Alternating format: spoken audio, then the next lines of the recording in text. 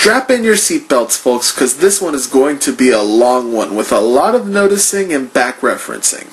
Now, while the show does indeed have an overarching plot, we haven't seen much progress, if any, in the main plot over the course of 5 episodes.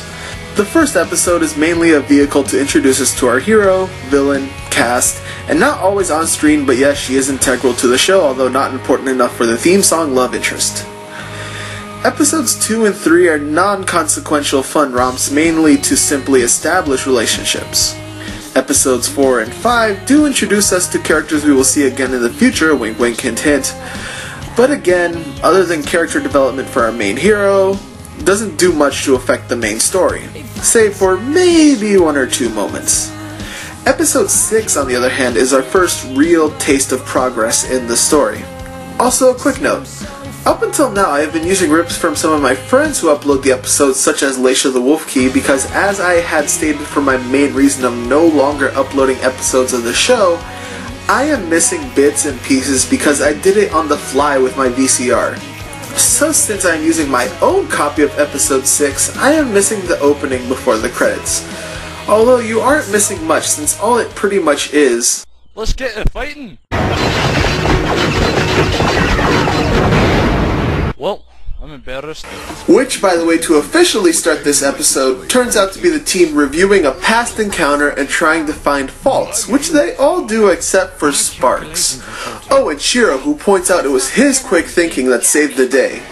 You know, it's been a short while since we've seen Air against Shiro, and Tari wanted the team to learn from their mistakes and to come up with a new move to use in battle. Everyone plans to, except for Chiro, who is still in pompous mode. So you're really not gonna come up with a new move? Hey, I've got enough moves, and they're working just fine.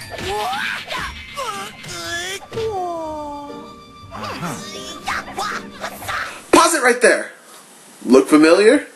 That is the Sunrider's pose Chiro was imitating in the last episode and actually has been doing since the first episode. Looks like Chiro did get over the whole your heroes are villains thing from the last episode after all. Very good to know. Anyways, while Chiro is messing around in his room, he finds a hidden compartment with an extra monkey helmet and matching glove, making me assume that his room probably used to belong to somebody else. After trying it on, the glove sends a signal to a prison ship where the glove seems to have awakened some mummy thing and knocks out all the guards. We see it as a monkey who takes command with a matching glove. Skeleton King is happy to see this as well. Yeah, you can tell where this is going, but before we get there, we see the team practicing these new moves they use. I call this my vertical razor chariot. Very inventive. Sparks, what do you have? Just a little something I call gyro roll. Excellent maneuver, Sparks. What can I say? I'm a hard act to follow. Knuckle duster!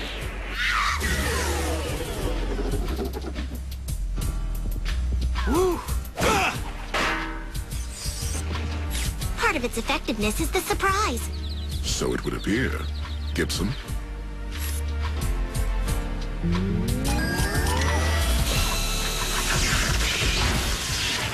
Wait. Yes, I know there's a funny callback joke coming that needs the scene, but if you needed more proof on how versatile Gibson's weapon is in the series, from this brief x-ray we can see 7 different chambers in his drill.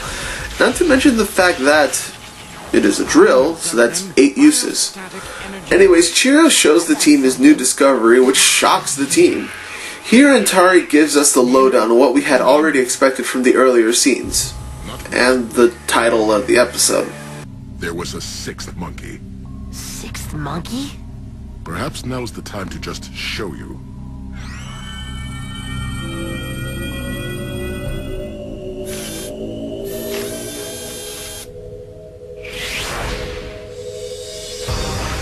Mandarin was the first of the super robot monkeys created. By far the wisest, smartest, and strongest. He was our leader. Though our mission was to protect Sugazoom, Mandarin felt he was above serving as guardian. He wanted to rule. This we could not let happen. As a last resort, we exiled him to an off-world prison. Now, before we proceed, there's something else I have to talk about here. Remember my prologue video? Name's SPRX77. I pointed out how since Sparks calls himself SPRX77, that by logic this means all the team members have some kind of serial number as well, and looking at their names they all made sense to me. All except this new monkey. Mandarin is quite a hard name to reduce to 4 letters, even cheating with lead speak with the numbers at the end like I did with Antari. I don't know, maybe he did have one, but unlike the rest of the team, just called himself Mandarin because he's orange. Yes, this has nothing to do with the plot, but this show is called Super Robot Monkey Team Hyperforce Go in depth, not Super Robot Monkey Team Hyperforce Go brief summary. Anyways, yes, as we guessed, Mandarin comes in the prison ship and turns all the citizens of Sugarzoom into slaves. The team tried to attack, but the robot gets dismantled. Chiro goes out to meet Mandarin face to face. Mandarin is shocked some boy knows the power of Primate, but does enough to take him down. The monkey team gets ready to face Mandarin, but Mandarin collars the team into submission as we get a cool evil monologue by Mandarin. How I have dreamt of this moment. Countless fantasies played out in the black sleep of stasis. Always the same. The absolute annihilation of the monkey team. Sadly, our reunion must end. I have a city to conquer. I think now is a good time to talk about the voice actor. Mandarin is voiced by James Hong. Hong, among many other roles in movies and TV sitcoms, is best known to animation fans as Mr. Ping, Poe's father in Kung Fu Panda, and I do so appreciate it, Chang. Since you two were doing the break-in, I decided to cash in.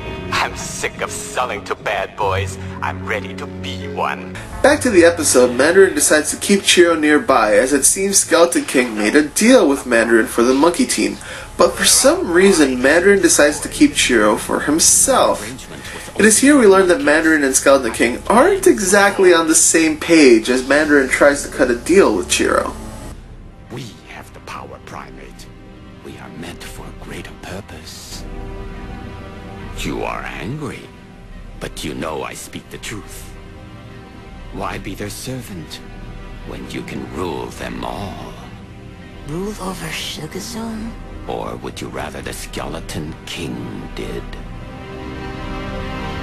Luke, you can destroy the Emperor. He has foreseen this. It is your destiny.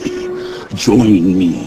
Yes, there are quite a few Star Wars references in the show too, and I can start a new counter, but I got the DC counter already going, and trust me, it's going to be getting quite a workout in later episodes. Anyways, Chiro is forced to choose between the lesser of two evils, becoming Mandarin's apprentice, while the team are trapped on their way to Skeleton King. Interestingly enough, the team have blind faith in Chiro saving them. All oddly enough except for Antari. For someone who has this persona of a wise Zen master for most of the series, it is good to see some sense of bad judgment and almost fear in Antari's thought process. Back on Sugarzoom, Mandarin gets distracted by an argument with Skeleton King as both want Chiro for themselves. Chiro uses this opportunity to escape. Skeleton King offers help, but Mandarin, being steadfast, refuses. So instead, SK offers some formless as a gift. Chiro saves the team and Antari admits his mistakes. Chiro, I had my doubts, And I'd rather hang out with you guys than Mandarin. It's all learn with that guy. Perhaps the time has come for us to do the teaching. Mandarin awaits the team and is ready for a fight as we see these hyper-formless know all the moves of the team. So naturally you can see where this is going. The team use their new moves to take out the hyper-formless, including Antari, who actually shows off with his new move. However, Mandarin has a plan B. Give up, Mandarin. You're outnumbered. Am I?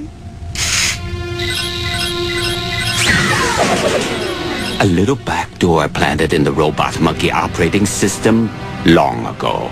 The big shutdown, I'm afraid. In anger at the shutdown, Chiro blasts Mandarin out of the ship, and they fight for a short bit with Chiro getting the upper hand. Mandarin says Chiro is better than any human, which Chiro dismisses as false. You're wrong. Also, that shutdown tactic was apparently fixed long ago, and all Mandarin did was reboot their systems. Mandarin, almost in disappointment, tells Chiro that he is more than he knows and uses him as a means to get away. The citizens are free and everything is great. Or is it?